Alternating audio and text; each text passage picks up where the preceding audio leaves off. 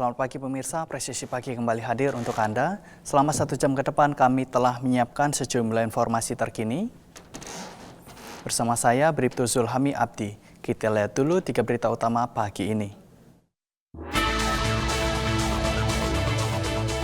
Kapolres Mandailing Natal dan pemerintah Kabupaten Mandailing Natal mengevakuasi warga terdampak banjir di lokasi bencana di Pantai Barat.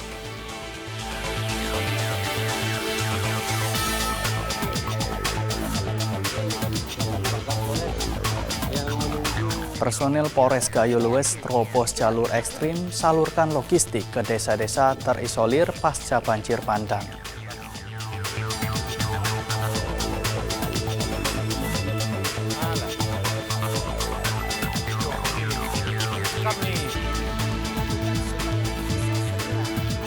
Polda Sumatera Barat menyalurkan bantuan logistik yang diterima dari Mabes Polri untuk korban bencana alam pada Sabtu pagi.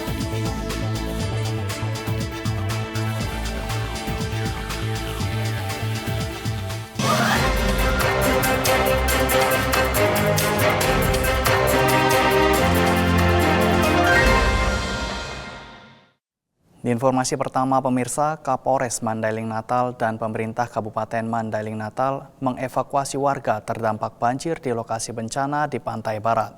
Selain itu, personil Polres Mandailing Natal juga menyalurkan bantuan untuk warga.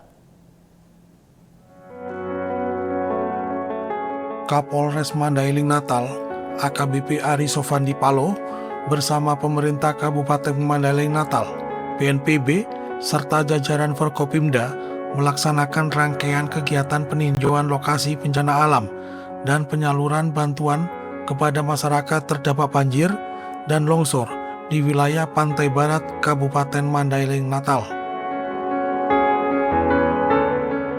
Di perjalanan, nampak Polres Mandailing Natal beserta relawan menerobos medan ekstrim untuk sampai di wilayah terdampak bencana.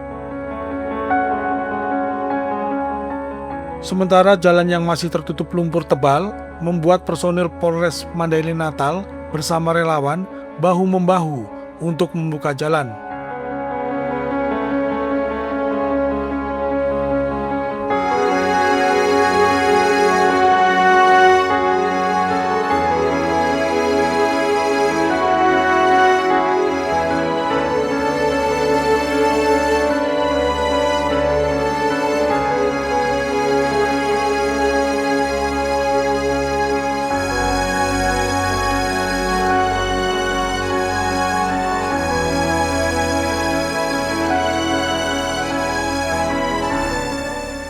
Setelah sampai di wilayah terdampak banjir, petugas menyerahkan bantuan sembako, serta Dokes Polres Mandailing Natal juga membuka layanan pengobatan gratis bagi warga di Desa Singkuang dan Desa Trans. Beberapa titik bencana di Mandailing Natal adalah Kecamatan Penyambungan Selatan, Batang Natal, dan Natal.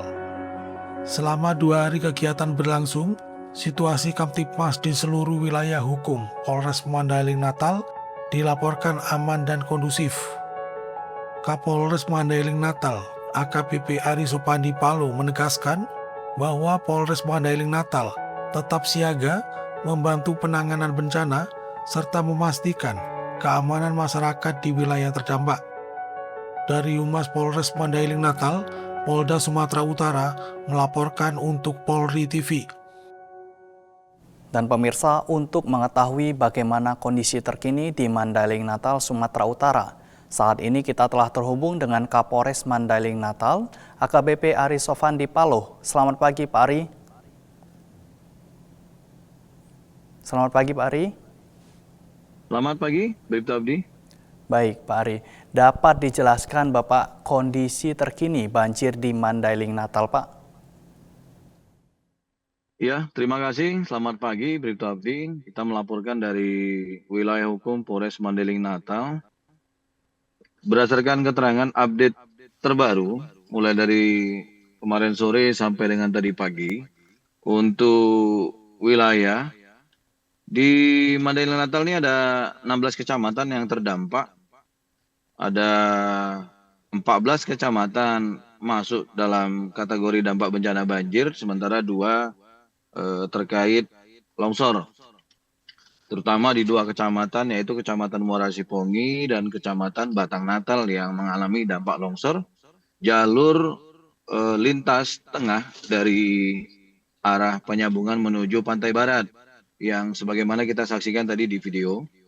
Yang pertama kali kita coba tembus dengan menggunakan kendaraan roda 4, terutama yang berpenggerak 4 roda. Pada hari Jumat pertama kali kita usahakan tembus dengan bergabung dengan pemerintah kabupaten untuk kita salurkan bahan bantuan sembako dan juga bahan makanan.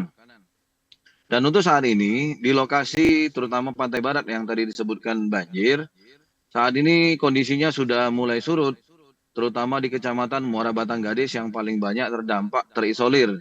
Sebagaimana kita lihat ada video kita pada saat memberikan bantuan dengan estafet dari kendaraan mobil atau truk berpindah ke sampan perahu dengan menggunakan mesin robin, yaitu Desa Singkuang 1, 2, kemudian Kapundung dan Batu Mundom dan juga Desa Trans.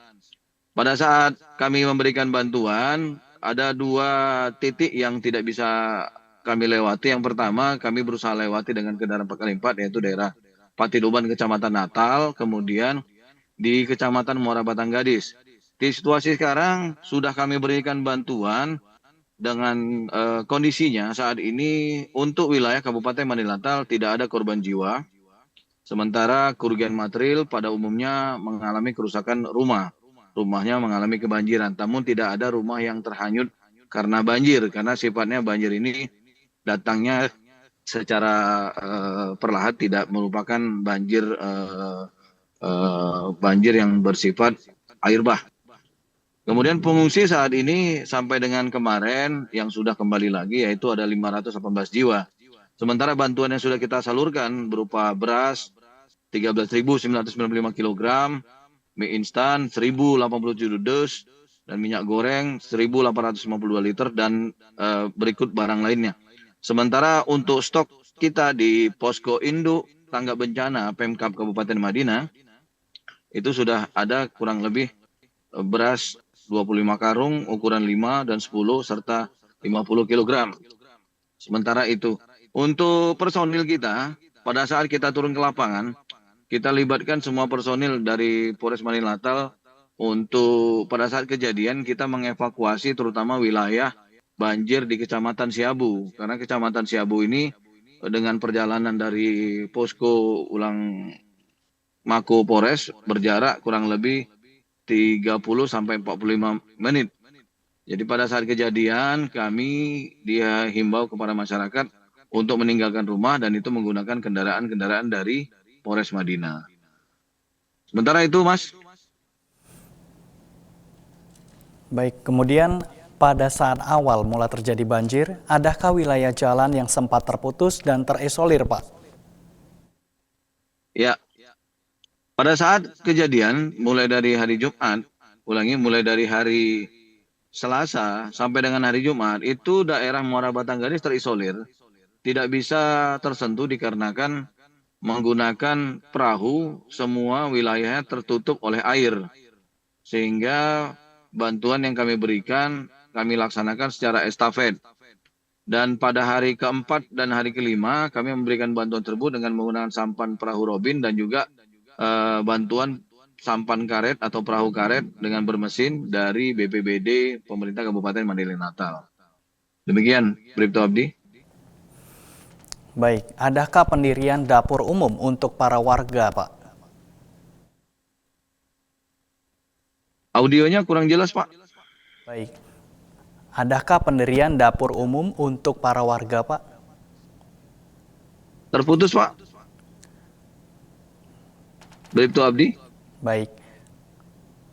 Apakah ada pendirian dapur umum Jelaskan juga di warga? sini, untuk dapur umum kita bergabung dengan pemerintah kabupaten. Baik. Untuk dapur umum diselenggarakan di pengungsian-pengungsian.